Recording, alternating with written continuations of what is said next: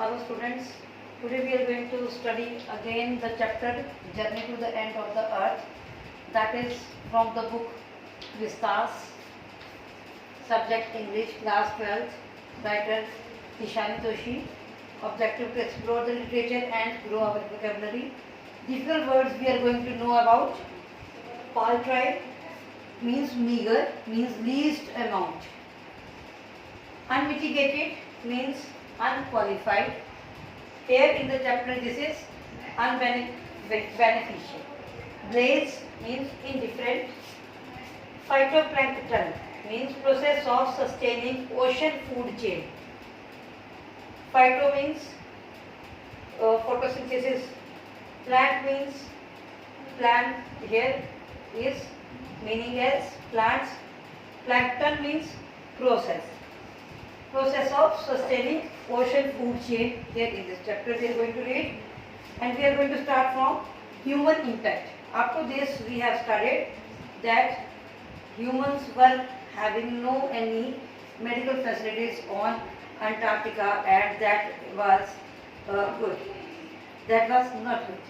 Impact, human impact. Human civilization have been around for a paltry 12,000 years, barely a few seconds on the geological clock. In that short amount of time, we have managed to create quite a ruckus, etching our dominance over nature and our villages, towns, cities and megacities. The rapid increase of human populations has left us battling with other species for limited resources, and the unmitigated burning of fossil fuels has now created a blanket of carbon dioxide around the world, which is slowly but surely increasing the average global temperature. Here in this paragraph, the writer is saying that human civilizations were very few developed before 12,000 years, but that seconds development has led to the management of ruckus means rose, etching means printing our presence, our dominance on the nature, कुदरत के साथ हमने village settle किए, towns, cities, mega cities, we have settled down ourselves on the land. The rapid increase of human population has left us battling. We are battling with those species which are very limited on the earth. And the unmitigated burning of fossil fuels. Unmitigated here is unqualified. Unqualified means we are not wishing to the burning of fossil fuels, but it has created a blanket of carbon dioxide around the world, and that has led to the global warming surely. Climate change is one of the most hotly contested environmental debates of our time. Climate change एक आज की date में एक बहुत ज़्यादा sensitive issue है debates के लिए. Will the West Antarctic ice sheet melt entirely? क्या अंटार्कटिक की जो आइस है वो क्या सारी की सारी पिघल जाएगी? Will the Gulf Stream ocean current be disrupted? क्या गल्फ स्ट्रीम ओशन है वो डिस्ट्रप्ट हो जाएगा? Will it be the end of the world as we know it? जिस संसार को हम आज देख रहे हैं, क्या ये ख़त्म हो जाएगा? मे बी, शायद, मे बी नॉट, शायद नहीं. Either way, Antarctica is a crucial element in this debate, not just because it is the only place in the world which has never sustained a human population and therefore remains relatively pristine in this respect, but more importantly because it holds in its ice cores 500,000 years old carbon deposits trapped in its layers of ice. If we want to study and examine the Earth's past, present and future, Antarctica is the place to go. He is saying here that Antarctica is a crucial element in the debates. People related to geography, related to geology, they all are debating on the point Antarctica. क्या इसकी सारी बर्फ पिघल जाएगी या नहीं पिघलेगी? क्या जो आज हम संसार देखते हैं वो खत्म हो जाएगा या नहीं होगा? और ये इसलिए नहीं कि सिर्फ अंटार्कटिका पे बर्फ़ है या वो उसकी एग्जिस्टेंस पे, उसकी प्रेजेंस पे क्वेश्चन मार्क है, बट इसलिए भी कि ये एक ऐसा प्लेस है जहाँ पे अभी तक ह्यूमन पॉपुलेशन सस्टेन नहीं कर पाई है, सर्वाइव नहीं कर पाई है, ना ही इसको ह्यूमन पॉपुलेशन ने सस्टेन करने की कोशिश की है।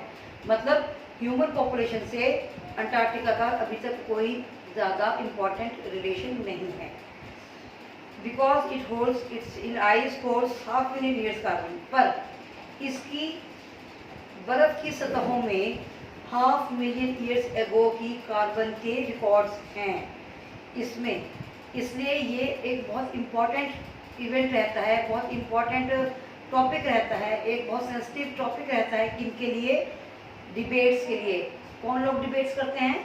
जो ज्योग्राफी से रिलेटेड है या जियोलॉजी से रिलेटेड है, वो जो कि ग्लोबल वार्मिंग के बारे में बात करते हैं, जो कि बात करते हैं कि अंटार्कटिका की बर्फ पिघल रही है। If we want to study examine the Earth's past, present and future, Antarctica is the best place to go. अगर हम अर्थ के पास्ट, प्रेजेंट और फ्यूचर को देखना चाहते हैं, जानना चाहते हैं, एनालाइज करना चाहते हैं, तो Antarctica is the best place to go. हमें इस बेस्ट प्लेस पे जरूर जाना चाहिए। Students on ice, the program I was working with on the Shoka sky aims to do exactly this by taking high school students to the ends of the world and providing them with the inspiring educational opportunities which will help them foster a new understanding and respect for our planet। कह रहा है कि जो programme student के साथ उन्होंने बनाया वो था स्टूडेंट्स ऑन आइस। इस प्रोग्राम में वो शोका स्काइज के साथ काम कर रहे थे। एग्जैक्टली वो बच्चों को, हाई स्कूल के बच्चों को वहाँ ले जाना चाहते थे ताकि उनको एक इंस्पिरेशनल एजुकेशनल अपॉर्चुनिटी दी जाए, वो समझ सकें कि हमें ऐसे प्लेसेस को कैसे बचाना है, कैसे इनकी एग्जिस्टेंस को कायम रखना है और अपने प्लैनेट को उन प्लेसेस के साथ जोड़ के कैसे समझना है। It has been in operation for 6 years now. इस ऑपरेशन को पिछले 6 साल हो चुके हैं, headed by Canadian Geoff Green who got tired of carting celebrities and retired. Rich curiosity seekers who could only give back in a limited way. तो इस operation को उन्होंने किसके साथ किया था? जियोफ ग्रीन के साथ, जो कि अपने साथ सेलिब्रिटीज को ले जाते थे, जो कि क्यूरियोसिटी सीकर्स होते थे और वो उनको बहुत लिमिटेड वे में कुछ दे जाते थे। But with the students on ice के साथ ही offer the future generation of policy maker. उसे लगता था जो स्टूडेंट्स हैं वो फ्यूचर जनरेशन के पॉलिसी मेकर्स हैं, लाइफ चेंजिंग एक्सपीरियंस देना है उन बच्चों को उस एज में जहाँ वो उन सब चीज़ों को जिसको वो फील कर रहे हैं, जिसको वो एक्सपीरियंस कर रहे हैं, they were ready to absorb, learn and most importantly act. It means the writer with Geoff Green दोनों ने मिलकर एक ऐसा प्रोग्राम बनाया कि बच्चों को अंटार्कटिका ले जाया जाए ताकि बच्चे वहाँ पे एक्सपीरियंस ले सकें, वहाँ पे सीख सकें और उनकी उस बर्फ़ की सतहों के बीच छिपे रहस्यों को जान सकें, समझ सकें और उसके साथ अपने प्लैनेट की ग्रोथ के बारे में भी समझ सकें और उसको सस्टेन कैसे करना है उसको भी समझ सकें, क्योंकि global warming is resulting into melting of the ice on Antarctica. So उस चीज़ को, उस प्रोसेस को कैसे रोका जा सकता है, ये कैसे कम किया जा सकता है, इन सब चीज़ों को बच्चे समझ सकते हैं। उनके आइडियलिज्म को जिंदा रखने के लिए ये प्रोग्राम बनाया। कौन सा प्रोग्राम बनाया बेटा?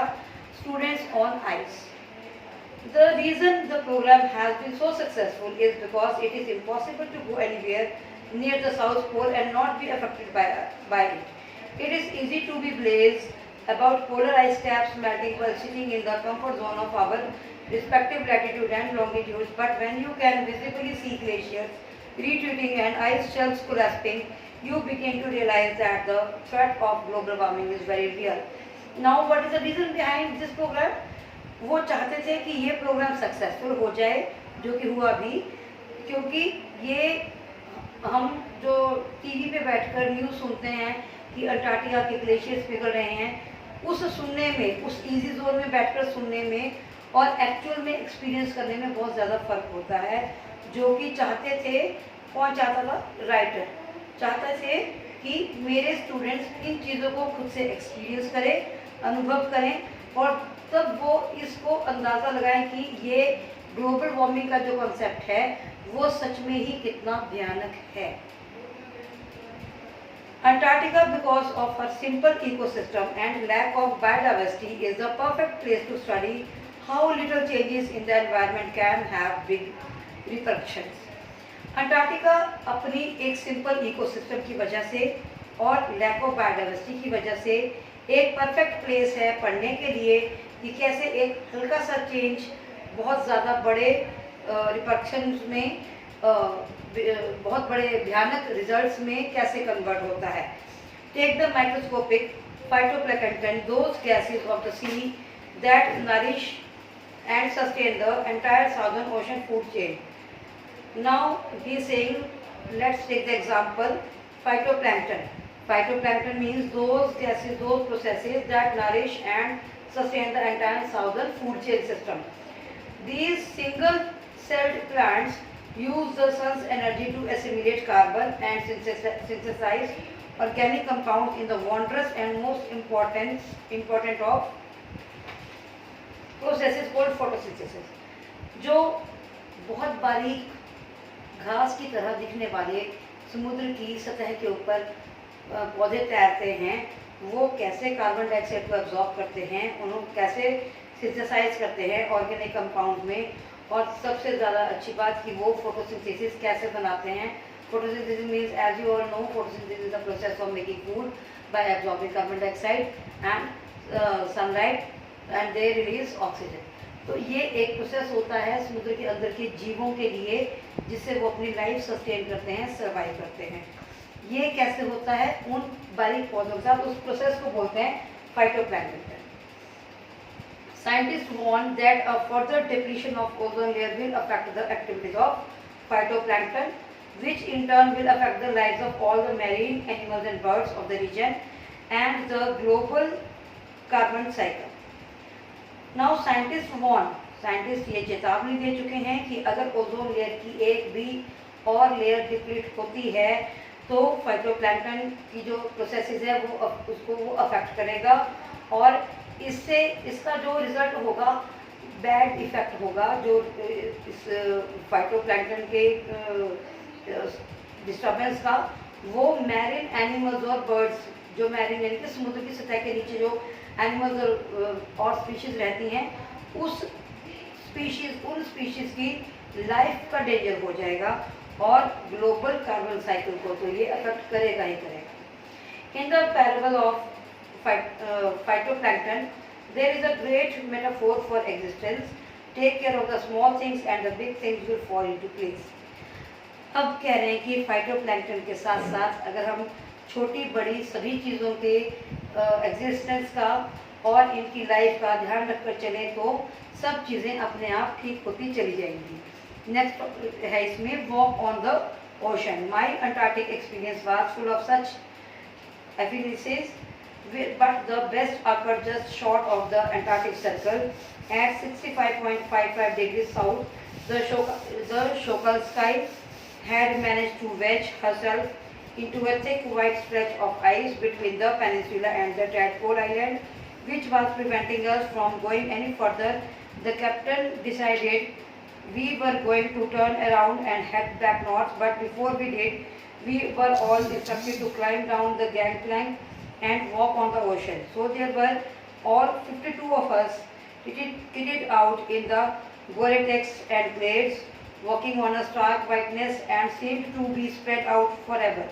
Underneath our feet was meter-thick ice pack, and underneath that 180 meters of heavy, living, breathing salt water. In the periphery, crab-eater seals were stretching and sunning themselves on the ice floes, much like stray dogs will do under the shade of banyan tree. It was nothing short of a revelation. Everything does indeed connect. जो मेरा अपना experience रहा Antarctic के साथ, वो full of divine feeling था। Epiphanies means full of divine feeling. Divine feelings, those feelings we can feel super natural powers थे। उस पे अंटार्कटिक पे जो मेरा अनुभव था वो मेरे लिए सुपर नेचुरल पावर को फील करने जैसा फीलिंग थी।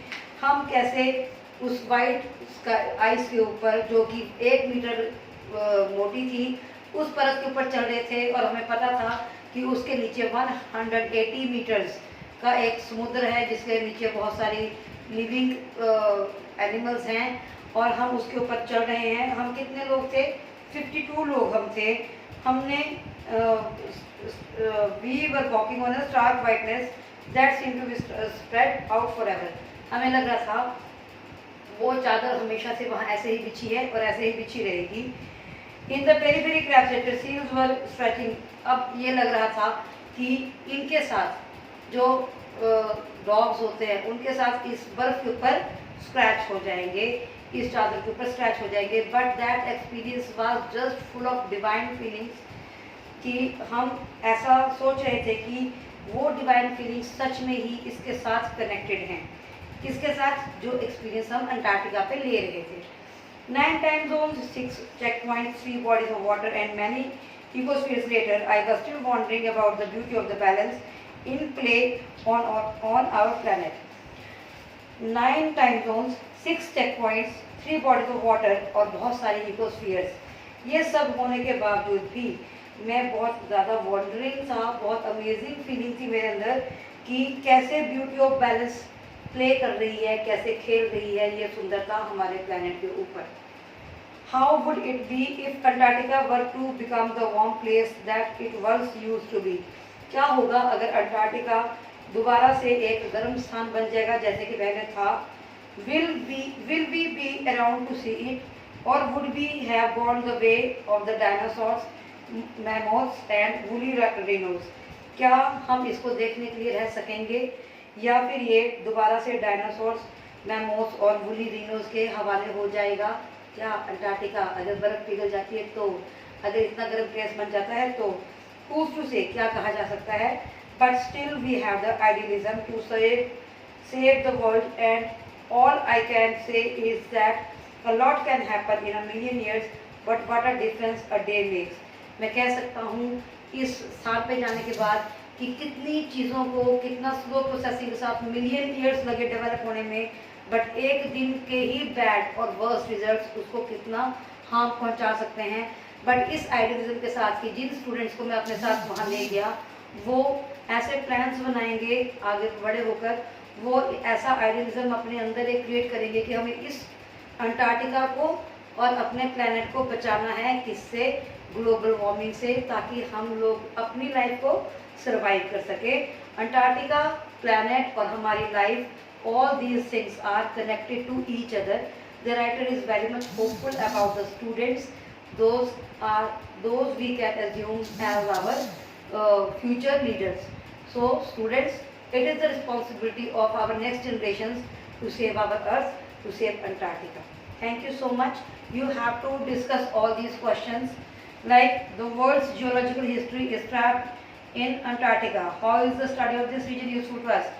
वर्ल्ड की जियोलॉजिकल हिस्ट्री अंटार्कटिका में ट्रैप्ड है बेटा। I have read in the chapter that in the layers of its ice the millions years ago जो कार्बन के रिकॉर्ड्स थे वो इसमें हमें मिलते हैं। इसलिए ये जियोलॉजिकल हिस्ट्री के पॉइंट ऑफ व्यू से इम्पॉर्टेंट है।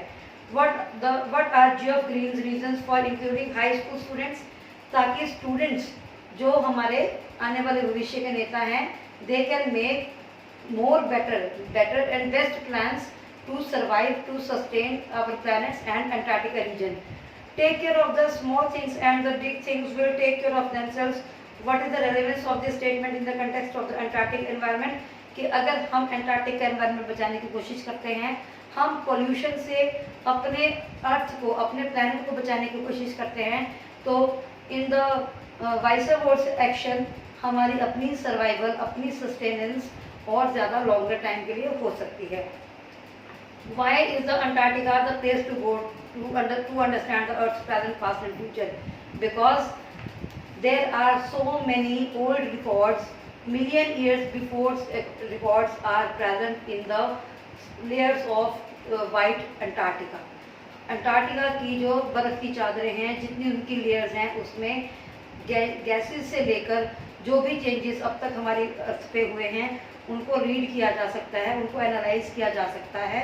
इसलिए Antarctica is a very important geological part of our earth, our planet. Please do write these answers, these question answers in your fair notebooks. If you have any problem, you all have my number. You can contact me anytime. You can send me on the WhatsApp messages also. And if someone else who has not my number, they can use the comment section. Thank you so much.